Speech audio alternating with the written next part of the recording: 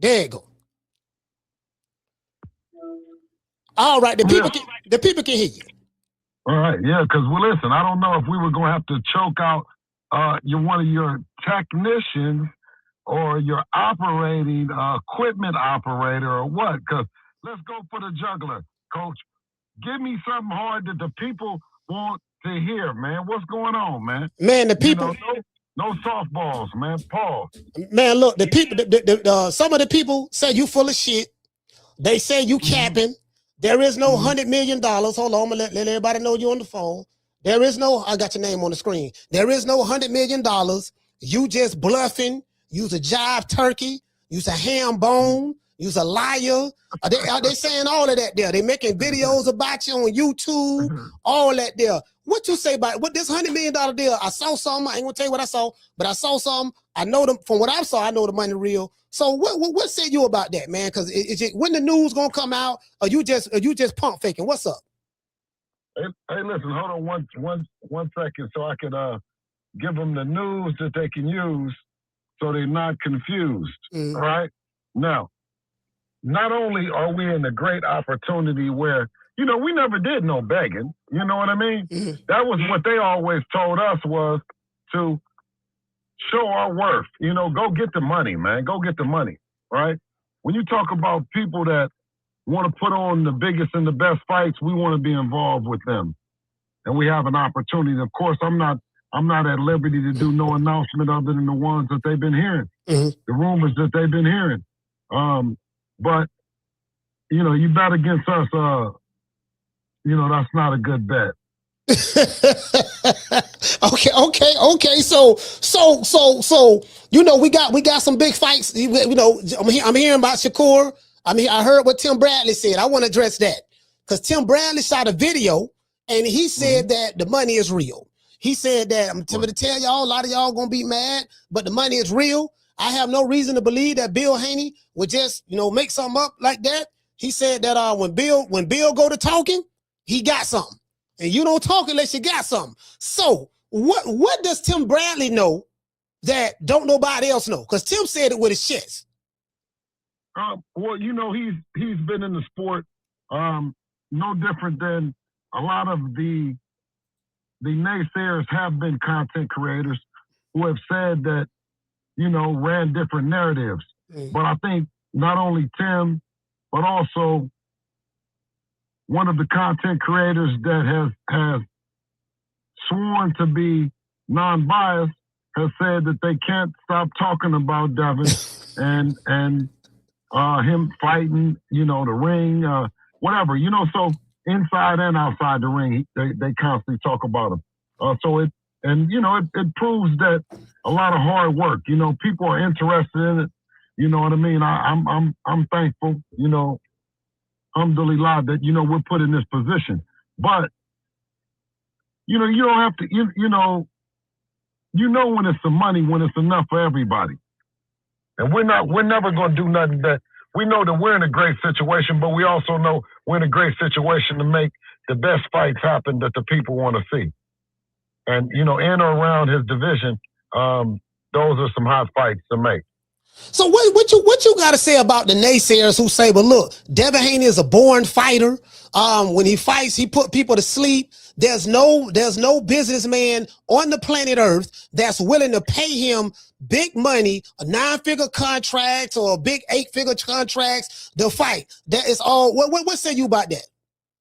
Well, I mean, if they think opposite, why don't they send that firecracker of a fighter that they got over here and let's make this shit happen. You know what I'm saying? Yeah. Because that's what it's about. It's Devin Haney versus everybody. And if they think that their fighter is explosive and dominant and he's knocking people out, the last guy they said had put a fighter in a coma. He did. Yeah, Brian Norman. Yeah, Brian Norman. He did. Now he did. He put motherfuckers in comas. Yeah, he was. Exactly. So you know what I mean. That's what we look forward to. We want to beat the guys that the fans like. Make the fights that the fans want to see. And we're in an opportunity that I believe that this new deal will allow for those the narrative to go away that the big fights can't happen and the money ain't on the table, you know? Yes, sir. So Dana White is public enemy number one in boxing. I'm hearing all of the promoters outside of Bob Arum. I ain't heard Bob. I really haven't heard anybody from Top Rank say anything against him. But you know, we got Oscar De La Hoya. He's, you know, he talked like this man is his sworn enemy in the public, because we know what they say in the public and what happened behind closed doors be two different goddamn things. We know that.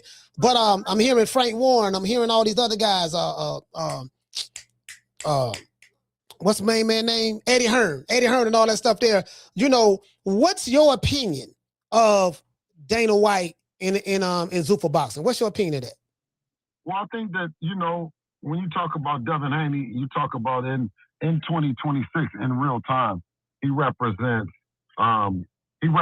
everything about the Muhammad Ali Act. When a fighter should be able to exercise their talent in the free market, you know what I mean, and be able to command the best deal for them, the best fighters, and alike. And I think that any promoter, network that gets behind right now in real time, not something that's been built. You can take the opportunity to show how real the Muhammad Ali Act is and how much you support it by showing, you know what I mean, your commitment and you're willing to work with a fighter like Devin Haney, who's at the top. He's elite. He's done all the things that should show his ability to exercise the free market, right? And when you go against that and you create those fake narratives and those false narratives, well, it creates an opportunity for somebody to come in and say, man, let's move all that bullshit to the side and let's make these fights happen. And then when you have that, you have the other guys complaining about what they were gonna do instead of what you've been doing. I mean, you know, do you have the track record of saying that you've tried, and you go into each promoter. And I say, I represent Devin Haney Promotions and DHP. And I said that every time we've tried to make the fights happen. Now you go to the other promoters that seem to be speaking out against Dana White and Zuffa and Nick Khan. Tell me if there's anyone complaining about them. Are there any lawsuits? Have anyone, you know what I mean, took out running like you know what I mean, like a sprinter in a 40-yard dash away from them and their business model? So I think that the proof is in the pudding. You know what I mean? Words, anybody can speak them, but you know, the landscape of boxing, you know what I mean, needed a change. Or I won't even say that it needs a change. It needs new players to come in with new ideas and new ways to give these fighters what they deserve, and that's big paydays, big purses. You know, it's amazing you said that. I'm glad you brought that up, because you said something about the sport of boxing. You said it needed to change, but then you try to reiterate and say not necessarily needed to change, but it needed some new players. So the new players seem to be ruffling either the wrong feathers or the right feathers. And I was looking at a video that Dana White did after last night's boxing match, I think, after last night's boxing match with Zuffa. And congratulations to Shane Mosley. I heard Shane Mosley Jr. won. I didn't see the fight, but that's what I heard. And Dana White was asked a question about Shakur Stevenson. He was asked a question about Devin Haney, and he says, Devin going to be signing the Zuffa Boxing from what we've been hearing. And then your name was brought up. And I think the reporter said something sarcastically, because I heard the tonality of his voice. And he was like, yeah, well, you know, Bill Haney's been all over the internet rambling about this $100 million deal. What you got to say about that? And Dana, I didn't go by what Dana White said. I listened to what he didn't say. And he didn't say that Bill Haney was lying. He didn't say that whoever saying this about this deal was lying. He just had a smirk on his face. He laughed, and he would be like, well, he said it vaguely. I believe that everybody would be at Zuffa, boxing by the end of 2026 or next year, 2027. And he sounded very, very confident. And I do know what type of money, based on what was reported, what was put out there, not reported on YouTube, but was put out there by Zuffa, by Paramount, by the people who matter, what type of money that they're working with. and he seemed very confident about that. Do you think that Dana White is accurate in that assumption about fighters eventually going to be over there? No, he's the new player that was needed in boxing. Okay. To keep you know what I mean, to keep it motivated for the fighters, right? Mm-hmm. Bill, can you hear me? Can you hear me? Yeah, my phone just went dead. So I'm back on. Yeah, I know. No, don't worry about it. This will be better. Okay. All right. So, you did the interview on the $1 million worth of game. It was long, 2 hours and 24 minutes long. Okay. Right. So you got to go tune in because it's the $100 million worth of game episode special edition. Bro, they didn't timestamp it, bro. I'm trying to find where y'all was talking about the money, like what part of, so I got to, because the people talking about the money all online. Through it, all through it, man. You know what I mean? It's just all through it's and I don't know what it to be timestamped, but I'll find it. That's my job. I'll find it. So Thank Davis. Bill, so I want you. Here it is. Thank Davis. Coach Calvin and Coach Kenny, now is the time. You can come over here and join the winning side because we still working and we still winning. 33-0. Now, guess what? What? You know that Range Rover I got out there, Dev just got that for me. And the business. Come on, man. It's big business over here. If Tank don't want to be a part of it, man, Coach Calvin and Kenny, they at least can keep working. Hello? Yeah, that's what an Oakland player gonna do. We gonna give him an opportunity. Now, if Tank's still in the business, then let's get it on. He's on the list. He's like at the top of the motherfucker. But if he ain't working, and I think Coach Kenny said he was in the celebrity boxing. Now, y'all might need to bring me in on that shit though, because y'all in that celebrity. You against Coach Kenny? Hey, so you brought Tank name up. I'm looking at, hold on, Bill. I'm looking at the comment section. They talking about. They say if you ask for a real person, this and that. This one guy said we still working and still winning. It's support of y'all. Another guy said you can't do a show without bringing Tank name up. You're clout chasing. One dude say 32-1. Also, there's a mixed bag. You got some people who support you, some people who don't support you. Well, you bringing Tank name up. Why you bringing Tank name up? His fans don't like that. Coach, he asked me. He said Tank Davis. Mm-hmm. That's what he said. You know what I mean? Yeah, he brought him up. He brought his name up. But it still says, see, when you offer you offer a person a job, you still get treated like that. Now I said if they not working right now, you know what I mean? We working, willing, and able, to bring in the best of the best now. I bring in the best of the best so we can do our best, right? Mm-hmm.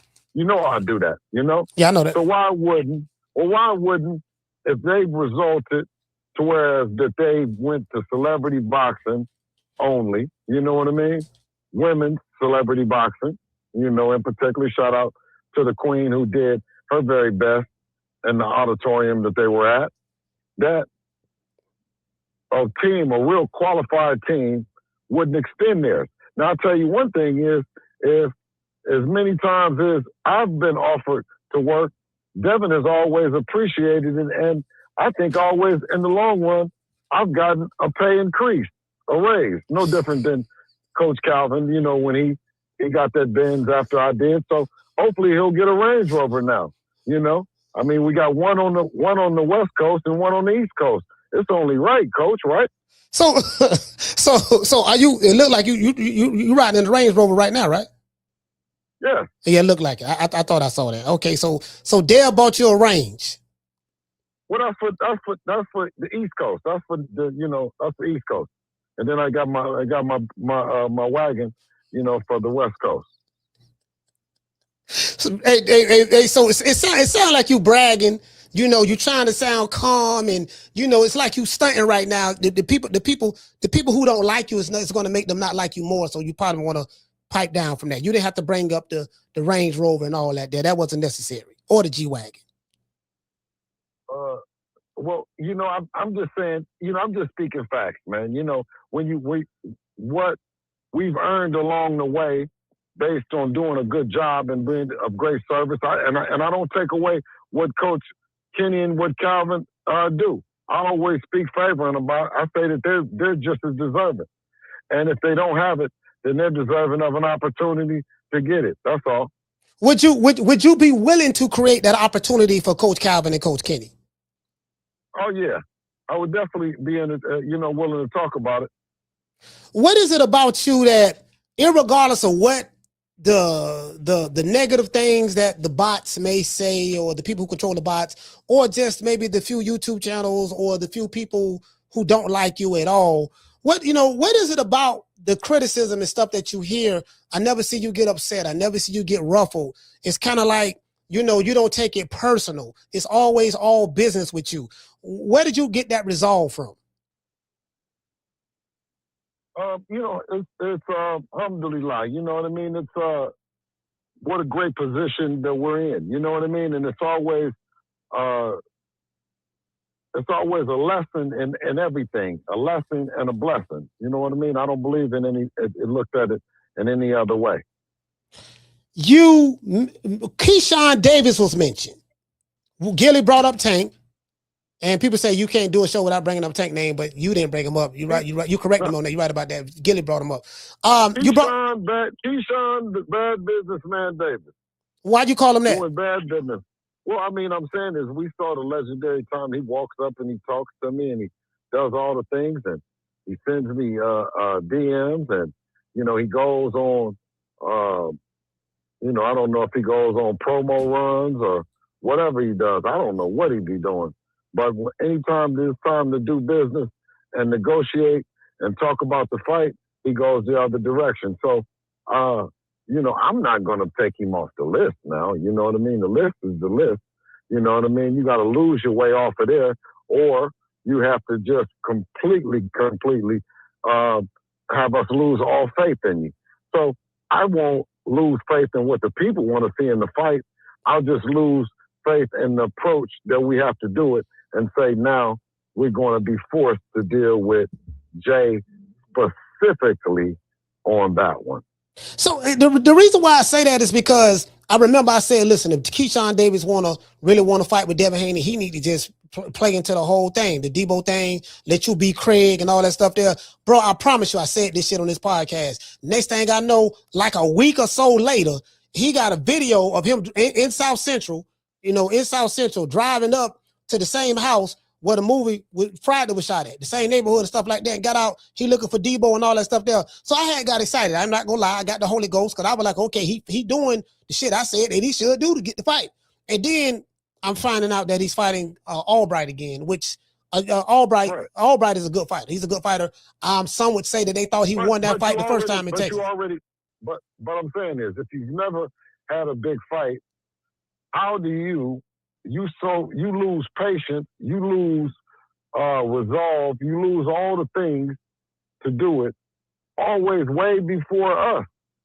You know what I mean? You fought since us, you fighting again since us, and you fighting somebody that doesn't validate your position or your argument. You know what I mean? Mm-hmm. And I'm saying is that Dev is the same age, younger than a lot of these guys, and he's been put in those positions where he's shown and come through an adverse situation, whether it's going to Australia or fighting a Lomachenko, Hall of Famer, or you know what I mean, Brian Norman.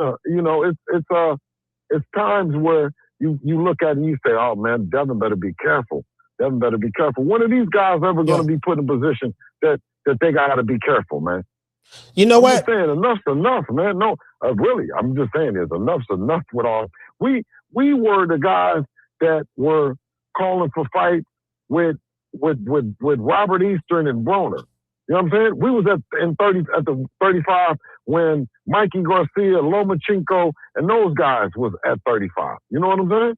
So we've been there and done that too, and stayed through Tank being there. Shakur was there. Tiafimo. I mean, like, it was a lot of people there when we became undisputed and to stay down with it. But when are these guys going to do the same, man? They don't have to, I'm saying is we would love to make the fights happen with them. Don't get me wrong. I'm not crossing us off. But in the interim, in the meantime, why aren't they held to a standard by their team, themselves, their fans, to do more? That's very easy. I say this all the time. There's an old saying: if they did not have a double standard, they wouldn't have a standard at all. So what it is this: the people who you're saying, when are they going to require the same thing that they require for Devin? When are they going to require that for their fighter? Well, they're never going to require that for their fighter, because the way social media works is this: we don't like you. So since we don't like you, and if it's enough of us who don't like you, then we don't require our fighter to become undisputed. We don't require our fighter to become multi-division world champion. We don't require our fighter to fight the top dudes day in and day out on, because that's, they got their fighters in the witness protection program. But the nigga who they don't like, they want him to fight King Kong, Godzilla, Mothra, Gamera, He-Man, all of the Thundercats. You get what I'm saying? Voltron, Megatron, Optimus Prime, but they fighting hog head cheese sandwiches. So that's the issue. They don't like you. So when they don't like you, there's always going to be a double standard. I hope that answers your question as it relates to that. But that's what it's going on. No, absolutely. But that dislike, that thing to prove ourselves, that chip on our shoulder to go out and make the fights and argue and fight 3 pounds under the weight, and the drugs and all the stuff that has been used against us, right? Mm-hmm. It kind of made Devin who he is. You know what I'm saying? And we wouldn't want to have it no other way. Like those are the times and things that have made Devin and made the brand and given me the ability to go to neighborhoods all around the country and the world, and they like, man, Devin a fight. And then the same cities that I'm in with their hometown fighters, they have guys that say, man, he ain't fought nobody. They have nothing to get excited about. So when you tell me a guy comes out the hometown and he gets to the top of the game, mm-hmm. and his own hometown is not proud of anything that he done did. Which fight are you referring to? Well, I'm saying is that if the fighter has never been pushed and never been in a position where the hometown thought that he was going to lose, and he came through in a clutch like Omaha got a chance to do with Bud, right? Yeah. That Oakland got a chance to do with Dev. You know what I mean? So the town, they listened, and they said, okay, all right, now, Dev, you're going to have to prove yourself with Brian Norman. You're going to have to prove yourself. You want to prove yourself, right? And then you come out of it. It's a different sweetness, a different, you know what I mean, of the juice being there.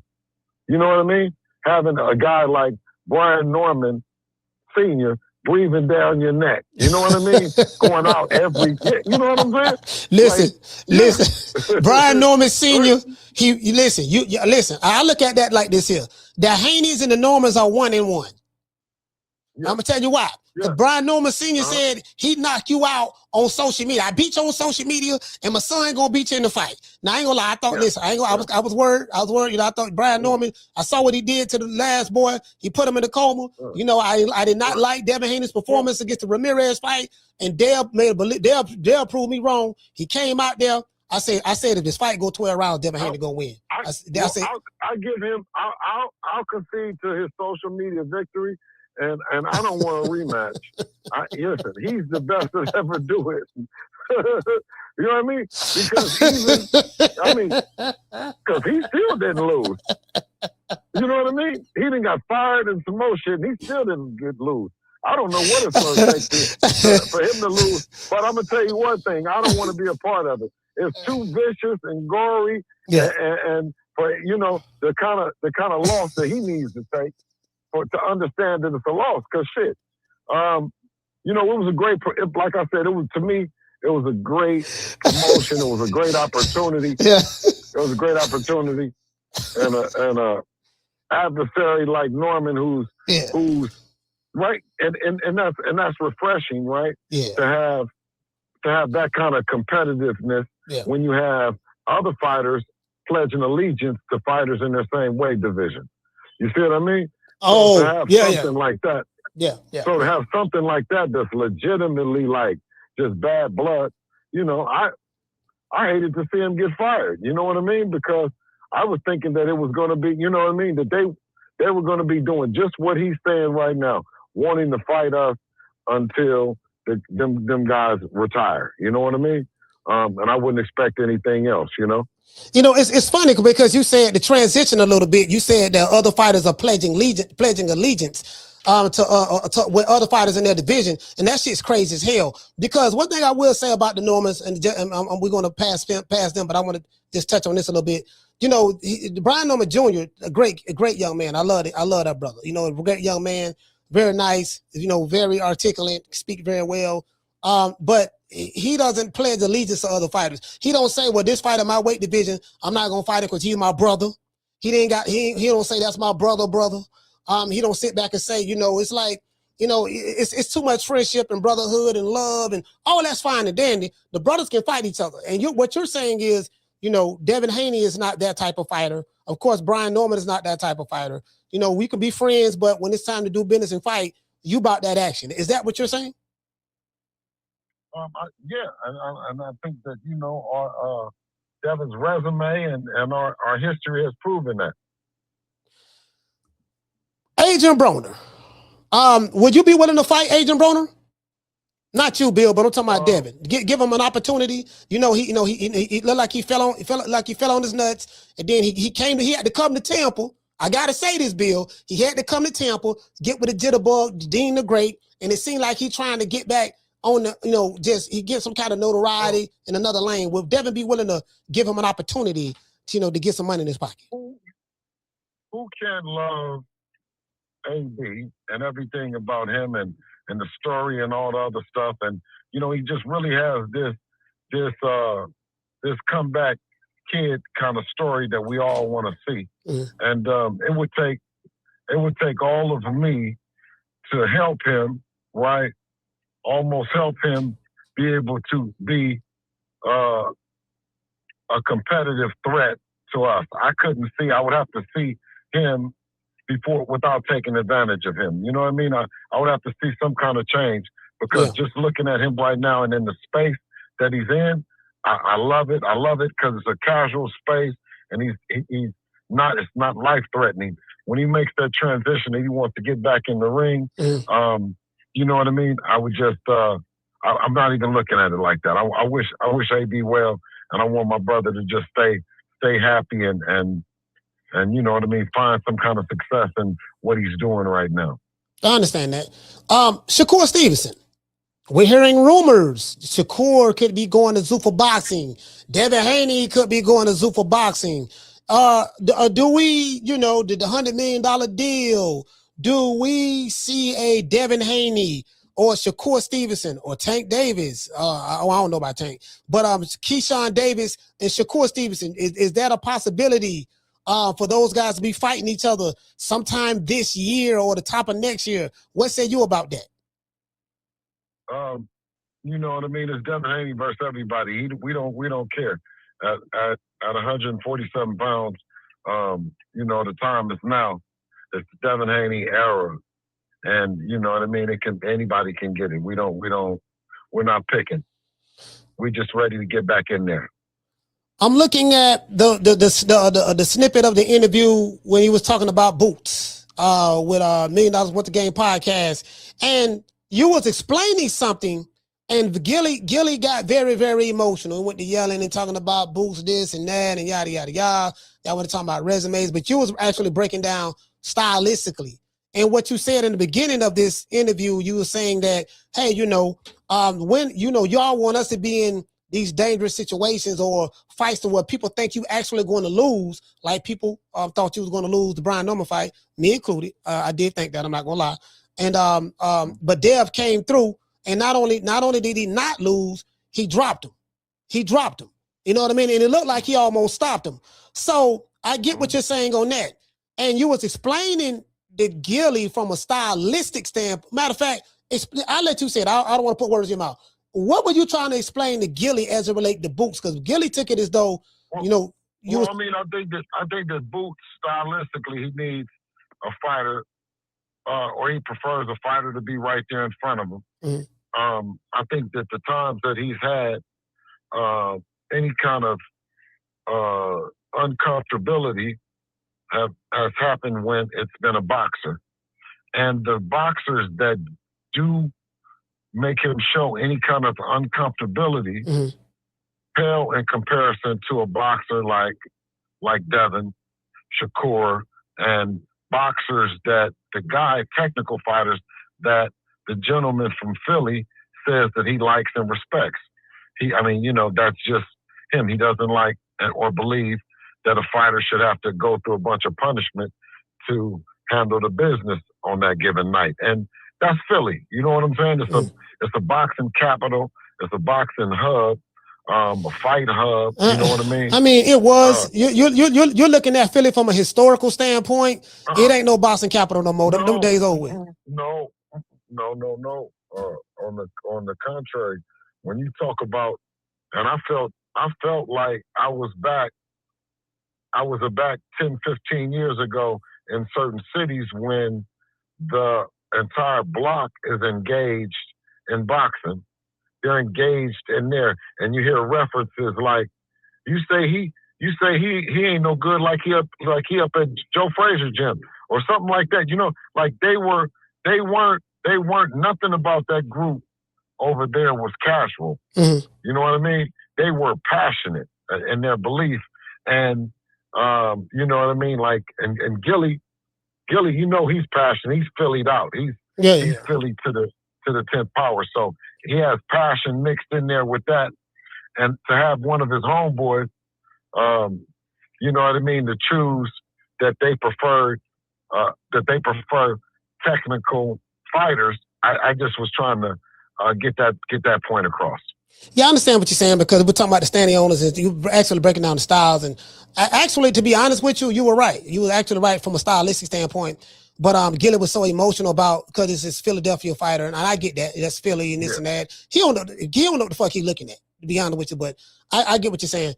I think he understands. But when you have emotion, and you have emotion tied up in there, right, inside your intelligence, right? It's gonna require some discipline, and not just to like say, well, fuck it, man. You know what I mean? I'm Phillied out. No, I'm gonna represent for but you gotta respect that too. I mean, I don't see a lot of Eagles fans part-time and pulling for the Ravens. You know what I mean? So from our standpoint, we love it. You know what I mean? I love to go down there and the Lions Den down there, you know what I mean, with the Philly fans and talk to them about Devin. But I don't have to talk about what we're gonna do. I can rest assured that we're respected of what we've already done. You know what I mean? So I don't go down there with no wishful thinking. I go and say, you know what I mean? Our track record and our resume shows you that we're ready to make it happen right now. The transition a little bit. I spoke to Bud yesterday, and I was looking at the clip. Well, I don't know who called Bud, FaceTimed him, because I'm gonna finish looking at the interview. I saw like the first 20 minutes of it, but I'm gonna finish looking at the interview after the show. But Bud was explaining the situation, because you got, I don't know if you know there's a issue with Philly, Boston fans in Philly, and Terrence Crawford, and you probably know what that's about. Situation, years ago. So they don't like that black nigga from Omaha. I call him Black Freezer. They don't like Black Freezer from Omaha, Nebraska, and I get that. I'm not saying Gilly and Wallow don't, but that's what that's all about. So when y'all called him, and he was on the phone and he was explaining about the boot situation, and say he'll slap him and all that shit there, and he tired of people playing with his name, saying like he what was that all about? I'll let you tell. I think, Bud speaks for himself, and the energy that he carries inside and outside the ring, is passion times 10. You know what I mean? He says what he means, and I believe he means what he says. So I think that will continue to be something that they'll talk about, but I don't think it, and I don't see it ever happening. They're just at two different places. Yeah. I know he's not coming out of retirement. Bud is done. Yeah, but it's it seems like I know. And you know, respectfully, you know what they do. They'll play with his brand and say, okay, knowing that, and no offense, because Boots is supposed to want that action.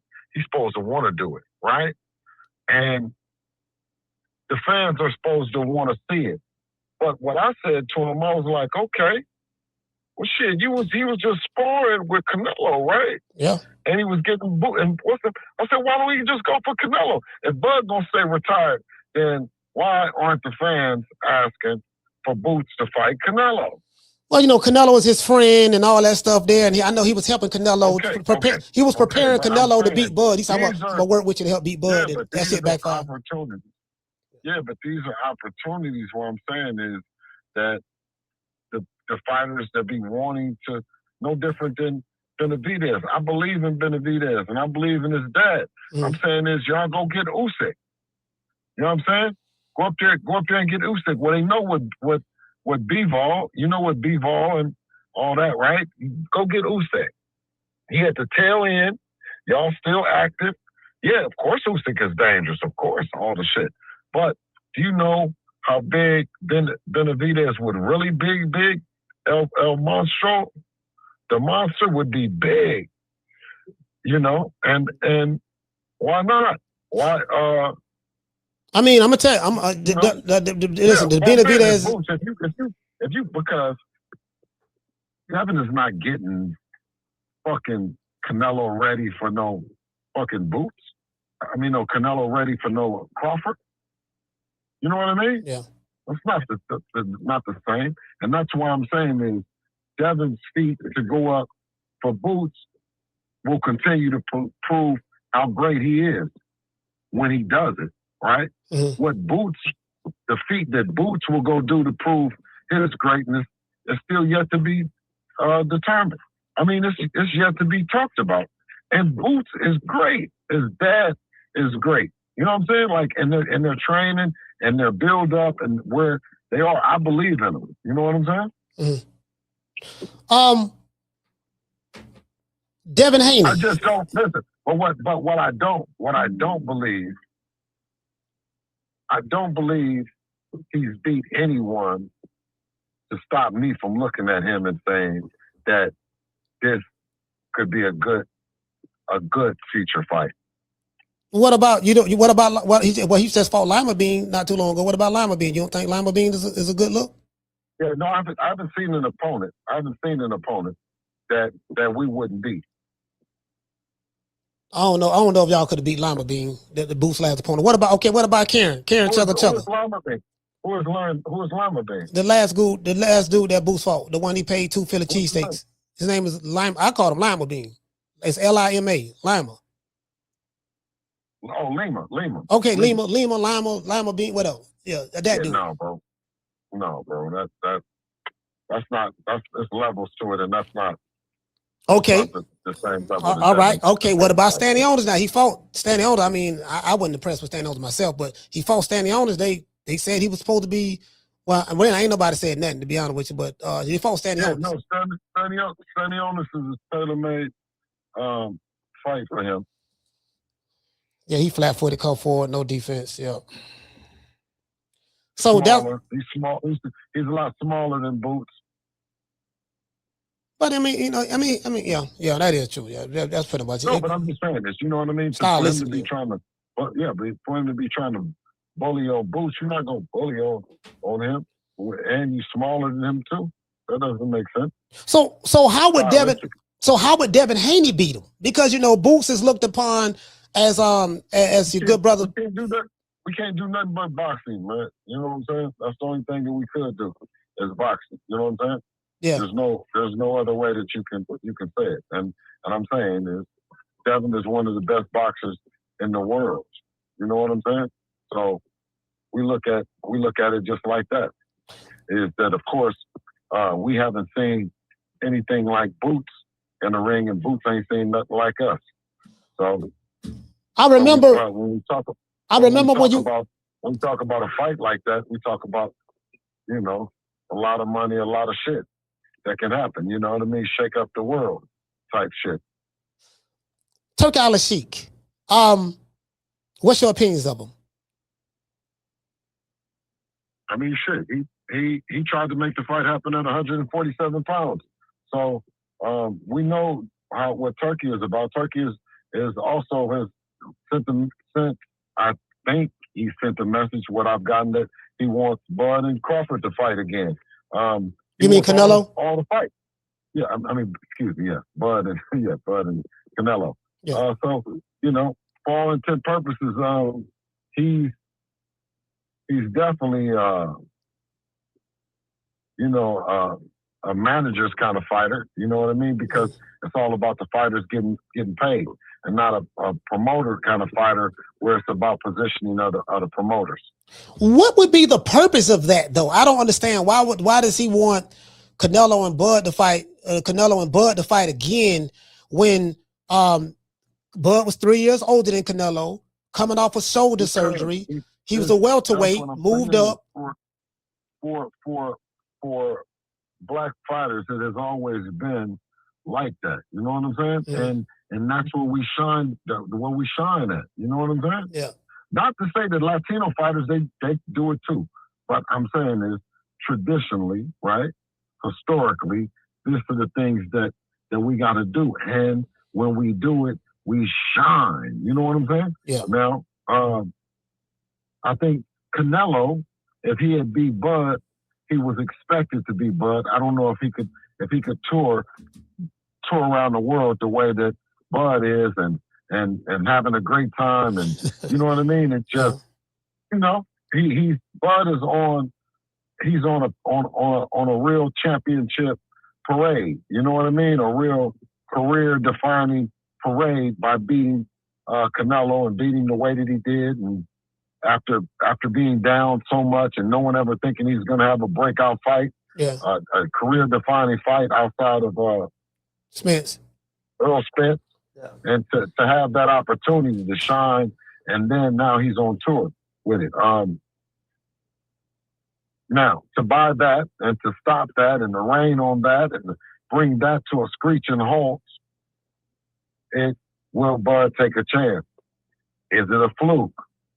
Can Canelo be determined? Can we see a different Canelo? Those are all things that bring and make for a great event. It make for an opportunity for Bud to get more money. Yeah. I see what you're saying, the storyline, because you can sell it like, yeah, man, it was a fluke. Yeah. You know, hold on, because I'm very, very sarcastic. You know, I have a master's degree in sarcasm. So my thing is, prior, it's always before and after. Right? You know this. You know, before Devin has a fight, they say one thing. Then after the fight, when they don't get the outcome they want, then they it's a double standard. They play. You can't beat these guys, as I said before, because they argue both sides of the coin. And I think we spoke about this before. You're like, listen, you say this, and then we do what y'all say we couldn't do or wasn't going to do. Then you move the goalpost. They argue both sides of the coin. So what happens is, I remember everything that was said. You know, you're old, you're chinny. You ain't fought nobody. Yeah, you beat this dude, but he was coming off car accident, this and that, yada, yada, yada, yada, right? Okay, but this time, this going to be the one that gets you, right? And then when you beat a guy, you're 3 years older than him, you're chinny, that's what they say. You ain't fought nobody, that's what they say. You ain't going to be able to stand up to the punching power. You're old and you coming off shoulder surgery. And then you beat this guy on Mexican Independence Day in front of 73,000 mofos and who over 40-something million who watched on Netflix. I mean, now it's a fluke. So I'm like, okay, well, how come the fluke didn't go the other way? And it's like, this what I was trying to tell you. When they don't like you, it's always a reason why they was wrong for picking against you. Well, it was a fluke, this and that. So what I'm saying is I see Devin Haney is in that same position that Bud was in. You know, that's what I'm saying. That's what I see. He's not the only one, but I think, no matter of fact, Yeah, no matter of fact, I think he is the embodiment of that out of American fighters. What you say about that? No, I'm saying this. Thank God, alhamdulillah, that we're in a great position. That kind of position. And when you have solid people up around you that continue to reiterate that it's a blessing to be in that position, then you're able to stay focused. And I think even with Bud, he would say that, I'm sure he gained not just strength from himself, but strength from others around him when they were trying to do the things that they were trying to do to him to prevent him to get in that position. I think that Dev is the new and young, version of that. Bill, have you ever heard this saying? Sometimes you can hate a person so much that you hate them to success. Yeah, I guess I probably have heard that one. Not too often, but it sure makes sense when you say it. Yeah, and so this is something that I learned a long time ago from my grandfather. He was in the RP, the Minister Abdul Kareem Muhammad, man, my granddaddy, and he say, brother, he say for every knock there's a boost. He used to always give me parables and stuff. And there's a story about the donkey in the Bible about the donkey in the ditch. And what it was the donkey that was in the ditch, and then you had people coming by casting stones. Casting stones meaning they're saying bad things about you. They're throwing stuff at you, throwing dirt on you and stuff like that. And then, so the people kept walking by the ditch, laughing, making mockery, throwing stones at the donkey. And the donkey was stuck in there. He wasn't going to get out. But what happened was, over a period of time, the people threw so many stones at the donkey that the ditch filled up with all of the stones that the people was throwing at the donkey, and he was able to walk right out of the ditch because of the stones. So that's what that means. Sometimes you can hate somebody so much that you hate them to success. Yeah. No. I think, you know what I mean? We're just alhamdulillah, bro. You know what I'm saying? That's all. I mean, every day is a blessing, man, to keep on working and being an opportunity to show, how resilient, you know what I mean, how faithful we are to the vision. Bill, I'm in closing. I want a couple things. I want to end on this, but then I want to say something else right after that. It was your fault that the Canelo and Crawford fight happened. Had it not been for you, that fight wouldn't have happened. And I'm saying, and I think everybody know that because Bud said it. He said, "Look, I wasn't even thinking about it." Bill Haney kept telling me every time he saw me, "Yeah, man, Canelo, that's your fight. You need to go after him." And you told him that in 2022. 4 years ago. And everybody who I talk to about you, even those who don't like you that I talk to, is one thing that they are consistent at saying. They say Bill Haney is a hell of a promoter. It just you just somehow at the right time, as Two-Tone would say, at the right time, just land the bag. You land a big fight. Some people just lucky enough to just land stuff at the right time. And then others, they ain't that lucky, the niggas who they be hyping up. So just at the right time, Devin keep, we hearing these rumors and stuff like that. And I'm hearing there's going to be an announcement from what Tim Bradley is saying. You know what I mean? So shout out to Tim. Bro, man, y'all got to be the luckiest mofos in boxing.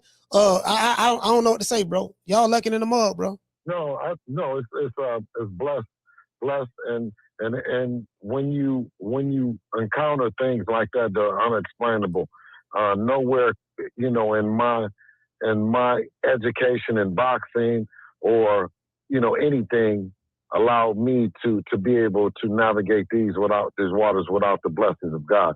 God wanted it to happen, and He blessed us with it. So I continue to always put Him first in saying that, because I know that. I know deep down, when you think about it, what's carried us and what's gotten us here has always been blessings. Right when it looks bleak and the team and everybody is wondering, well, what's going to happen next?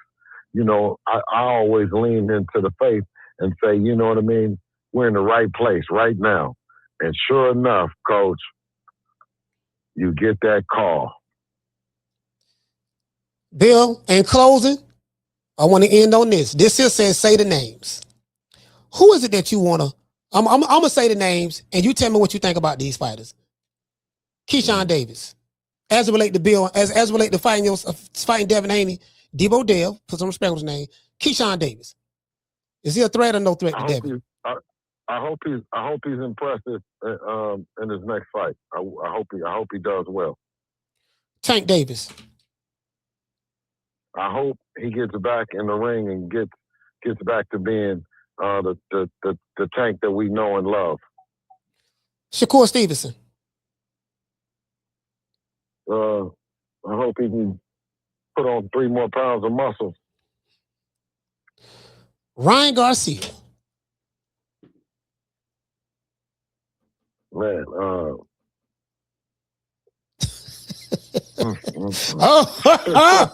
Bill, hold on now. I said Ryan now. Well, you sound like you I know you sound like you shaking like booty meat over there. What's happening? Ryan, he's had every opportunity for us to get together, and even right now, right, to do the right thing and go into the drug program, drug testing, bottle testing, sign up, you know what I mean, as the right thing to do, right, and make it happen. I don't have any faith in him right now fighting a clean and fair fight, you know what I mean? And that's the only thing that we ask. We can move past all the other shit, but let's move into a space not of denial, but let's move into a place of assuring to the people that, that it's a clean fight, but more importantly, assuring to the people this one won't have no excuses. In closing, what is it that you want to say to the people that's listening to the show? You know what I mean? I don't have anything in particular to say to the people. We do it for the people, and the people are the ones in charge. You know what I'm saying? So we're going to continue to do our best to keep them entertained and look forward to Devin getting in the ring soon, God willing. Everybody, the great Bill Haney the Great is out. Let's give him a round of applause. Bill, I appreciate you, man. I'm going to keep my ears to the streets, and, I'll wait on the news. Hey, absolutely. Hey, listen, and tell Gray, you know what I mean? If they came in, but tell them don't tell nobody. You know what I'm saying?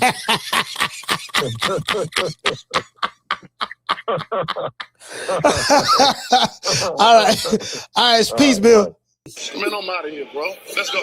Man, I'm out of here, bro. Let's go.